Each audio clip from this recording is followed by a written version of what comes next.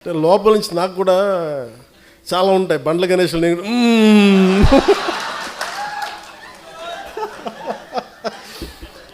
Producer Bandla Ganesh ఏమంటాడు కూర్చోబెట్టి లోపల బావులు అట్లా నేను కూడా ఏదో మాట్లాడాలనుకుంటే బద్దలు వస్తుందండి.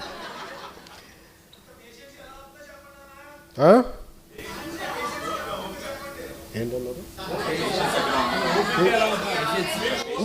ఇంత పేషెంట్గా ఎలా ఉన్నానంటారా? గత్యంతరం లేక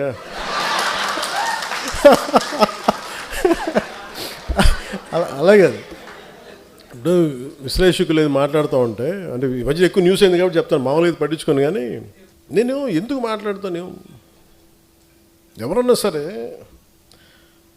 అమిత్ షా గారు ఎలాంటి వ్యక్తి?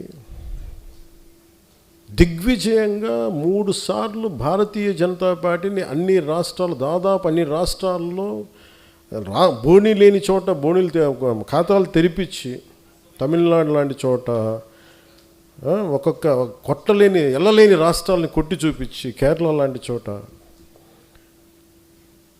Toughest home minister after Shri Sardar Vallabhbhai Patel, Shri Amit Shahji was toughest man. But నిజంగా ఆయన నేను చాలా దగ్గరగా చూశాను. నేను ఆయనకి నేను ఏదో చెప్పానంట, ఆయన నన్ను తిట్టారంట. ఇది వీరు విన్నారంట. వీరికన్నా మనోహర్ గారికి తెలిసిన వ్యక్తి మనోహర్ గారు చెప్పి ఆయన చెప్పారంటే వీరు విన్నారంట. నాకు ఏమనిపిస్తుంటే,